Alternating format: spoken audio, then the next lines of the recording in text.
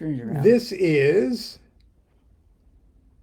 a little tiny bird that Constance rescued unconscious off the flaming hot sidewalk. Actually, that's not true at all. The neighbor lady gave it to me Oh, on that's the right. 4th of July. I found its dead baby brother on the flaming hot sidewalk Oh, two that's days right. later. And we call it what? Let's turn you around so you can see the you can poop on Lon's birthday card. Its name is Benny for Benny, either for Benjamina or Benjamin for Benjamin Franklin, because she gave it to me on the 4th of July. And it was totally unconscious. It's a And fool. It likes me. We've had it for a week. a week now. It And can fly too, so it's behaving isn't that itself. a beautiful little You can't quite see it. Has a yellow belly. It's a finch. It wants to poop on the computer keys. Benny Da Vinci? Oh, Benny Da Vinci. Okay. okay. This is just because. Oh. But anyway, Constance gave me this Oh, a morning. birthday card. Oh, wow, what a surprise. Have I told you it was my birthday? How did you know? Anyway, isn't this absolutely adorable? Yes, we also like little kid cards besides food. So, You want these yes. lights on? Yeah, leave the light on, dear. Oh, Okay, I have a bye. good shot for you. Isn't that sweet? Anyway, even the envelope is a sweetie. Look at Constance's handwriting. Isn't it? I know I'm a big, terrible black magician. So, anyway, first of all, thank you for all of the well wishes, and I'm trying to personally answer all of them, but I fell a little behind. I'll work on it a little later today, but thank you for all the well wishes. Today is my 76th birthday. Uh, just for all you astrology experts, I put up a quickly generated natal chart so you can actually see all of the aspects that prove that I'm completely incompetent and insane. But anyway, what do I got to hide? I'm 76. And uh,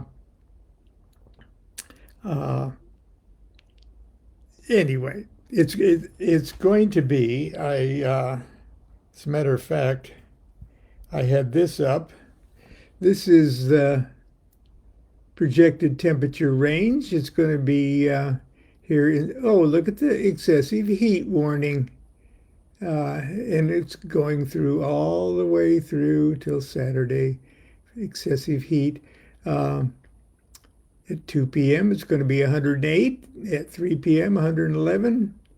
4 p.m., 112.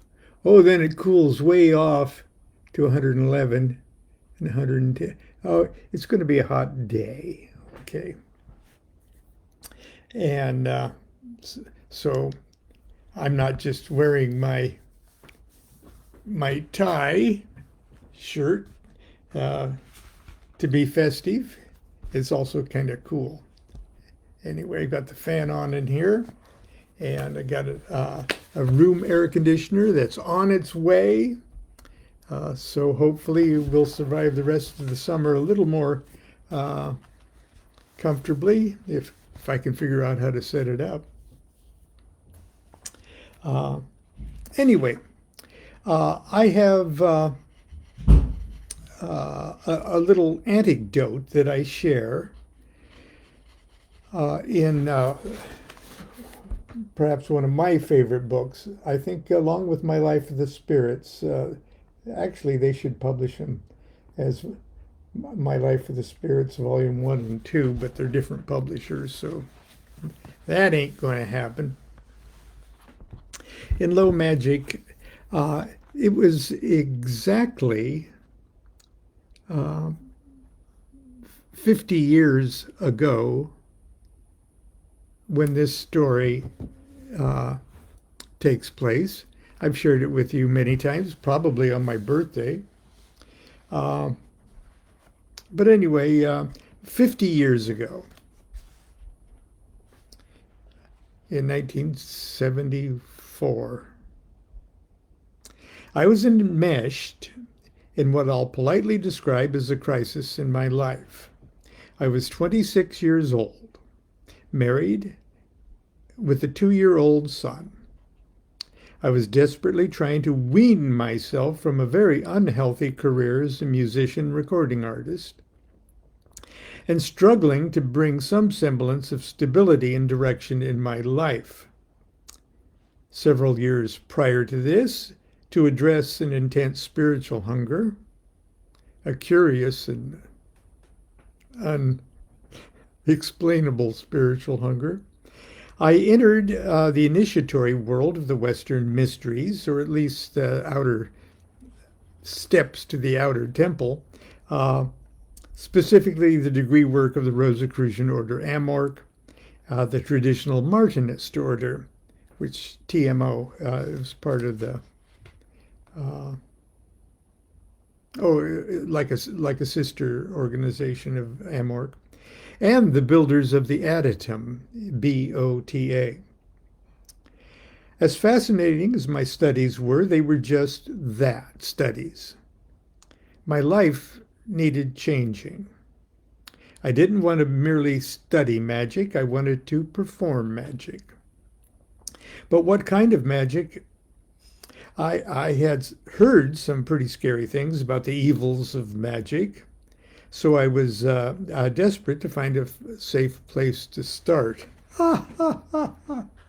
They're all safe. But I digress. Early in January 1975, in an old and stuffy little occult bookstore in North Long Beach, I purchased How to Make and Use Talismans by Israel Regardie. I trusted Regardie, having read several of his classic magical texts. This little book, however, was different. It was actually a how-to book of practical magic. Regardie's sane and straightforward explanation of the fundamentals of talismanic magic instantly dispelled my superstitious doubts. His generous offering of charts, diagrams, and illustration, which I promptly copied and pasted into my magical diary, made it a treasure trove of easy-to-use information. I couldn't wait to graduate from student to practitioner. After reading it through several times, I knew exactly where I needed to begin. Regardie suggested that planetary talismans can be helpful in overcoming unfavorable aspects that might be afflicting one's astrological chart. And if you're a bit knowledgeable about astrology, just look at the chart that I posted on my Facebook page, and you'll see I need a lot of help. That really drew my attention. I knew I had difficult aspects in my natal chart, so I contacted my brother Mark, the astrologer, to see which planet could use a little extra help. All of them, he coldly informed me. But because it rules my chart, he suggested I first try to make better friends with the moon. With Regardie's little book as my guide, I started gathering symbols for a lunar talisman on January 23rd. All of this is in my diaries. On January 23rd, 1975.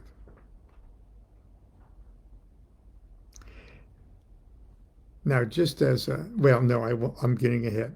At midnight on January 27th, after anointing my talisman with drops of dew that formed in the moonlight, falling on my 1952 Chrysler Windsor, I consecrated it with as much ceremony as I was capable of devising. My moon talisman was the most beautiful thing I had ever made with my own two hands, and it was. It was a double circle model, with two circles joined by a little band. That way you could do four things, but on four different sides, and then you fold it all up and put it in a bag. So that's what a double circle model made of cardstock.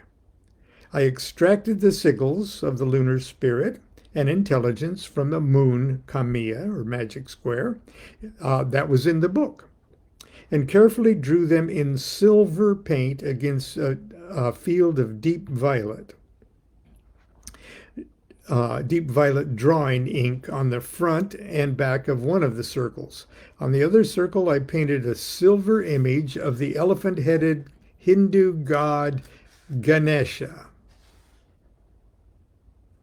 to whom the moon is sacred. Can we see how my life will be unfolding? Can you see what future lies before me? Okay. The image of the elephant-headed Hindu god Ganesha on one side, and on the other side painted the appropriate planetary and geomantic symbols. Around one perimeter, I wrote in Hebrew the divine and angelic names, and on the reverse side, part of Psalm 72, which reads, "Abundance of peace, so long as the moon endureth," unquote. When it was finished, I lovingly slipped it inside a linen bag I had sewn with violet thread. On the flap, I embroidered a silver crescent moon. I was very proud of myself. But I still didn't feel very much like a magician. Now, if you'll excuse me just for a moment, I forgot to check my sound level. And if it's too low,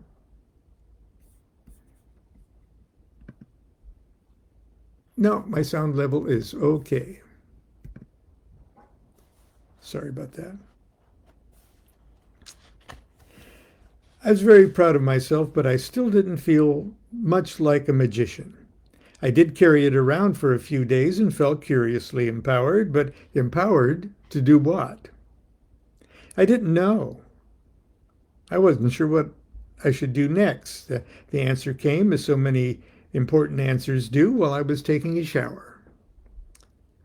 I should make all 7 planetary talismans.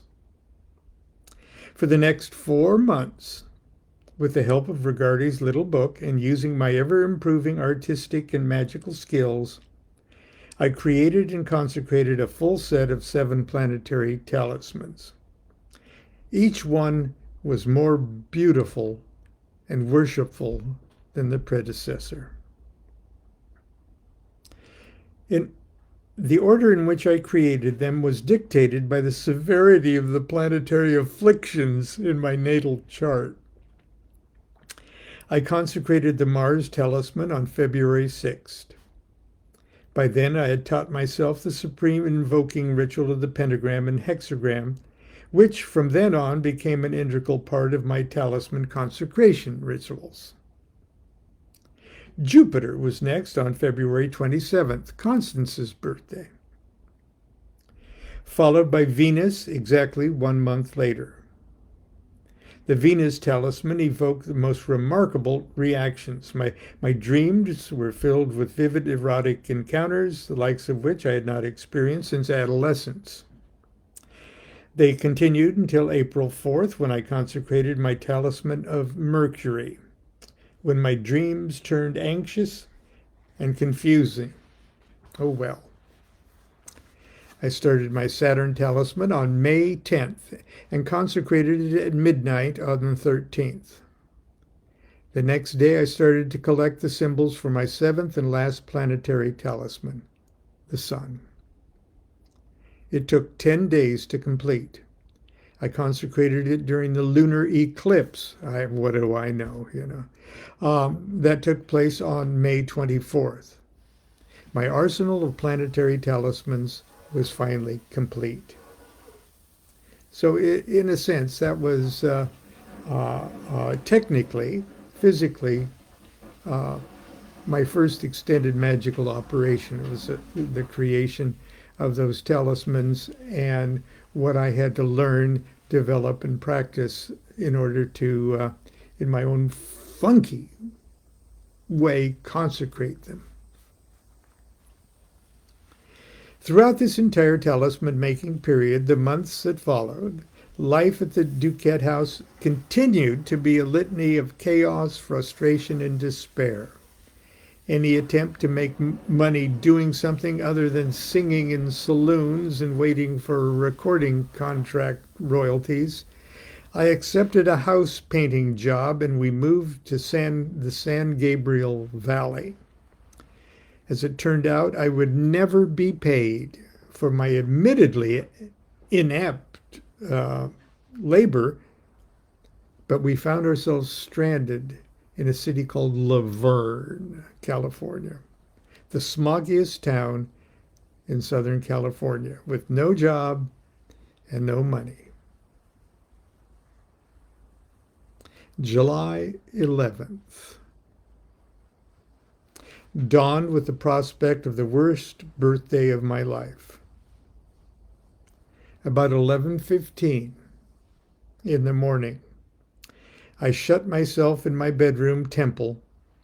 I lit a candle and put it on top of my altar. My altar was like an old step, single step. So I sat on the floor. It wasn't a chair altar kind of. I half-heartedly performed the banishing rituals of the pentagram and hexagram and sat down to meditate. I couldn't. To cheer myself, I removed my cherished talismans from their bags and lingered on every detail of their splendor.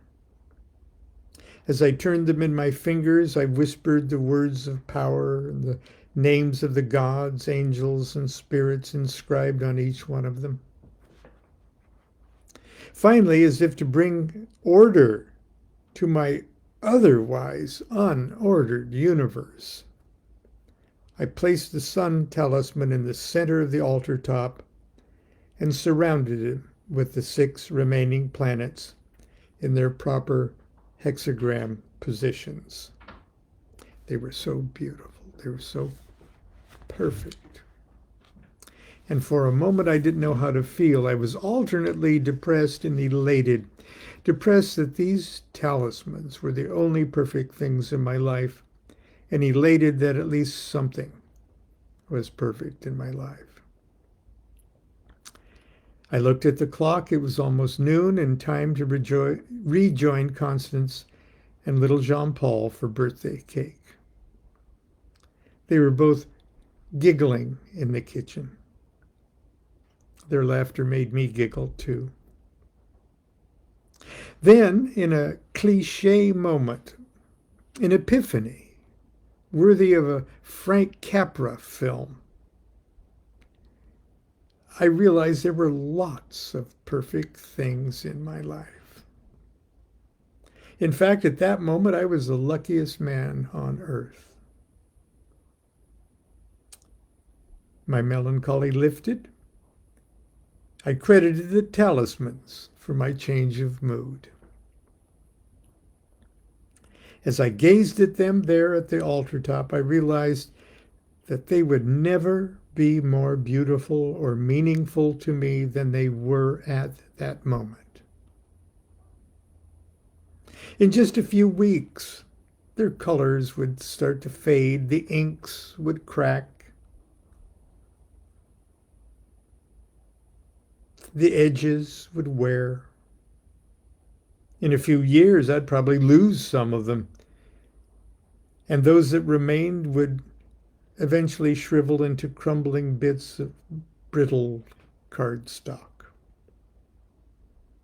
I wished that I could preserve them forever, just like this, just the way they are.